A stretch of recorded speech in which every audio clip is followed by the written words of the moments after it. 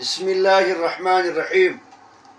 محترم مدرسینو اور طلباء عزیز، د پارون په سبق کې موږ د اسم 15 علامتونه ویلو. نن زموږ د ارشاد الصرف شپږم سبق دی. د اسم شپږمه، اوومه، اتمه، نهمه، لسمه، یعنی 15 نور علامتونه وایو. چنانچه د اسم شپږمه علامت دا دی صيغه د تثنیه به وي. د تثنیه پہچان دا دی د کلمې په آخر کې الف ما قبل مفتوح او په آخر کې نون مکسور، لکه رجلان.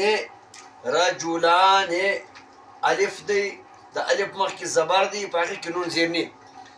یا د الف پر ځای باندې یا ساکن ما قبل مفتوح اور نون مکسور، لکه رجلین. شرط دا دی چې په شروع کې به حرف عطین نه وي، ځکه حرف عطین دا د فعل خاصه ده. اوومه علامت د اسم دا ده صيغه به د جمع مذکر سالم وي.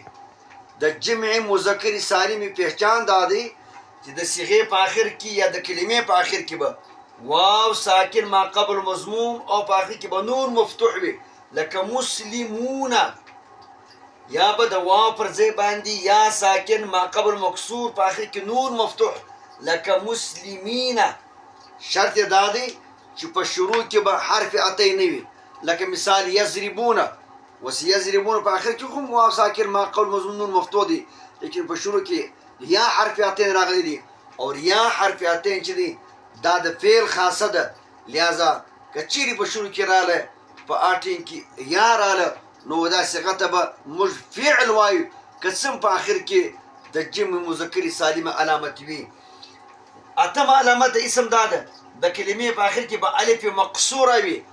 الف مقصوره و هغه الف ته ویل کېږي چې د الف وروسته حمزه نه وي، لکه حبلا، موسی، عیسی.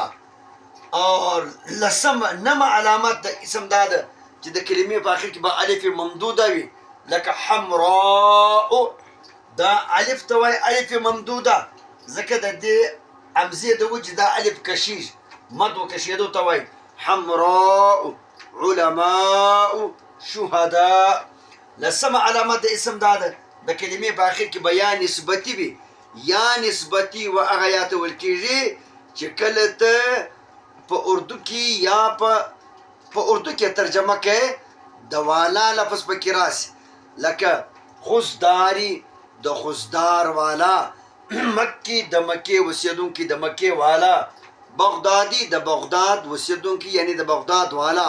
نو یا نسبتي د کلمې په آخر کې رااله و دا کلمه ته به موږ اسم وایو. دا د اسم لس علامتونه پرسو. انشاءالله العزیز سبا به که خدای کړي د دې لسو علامتو مشق تمرین اجرا کوو.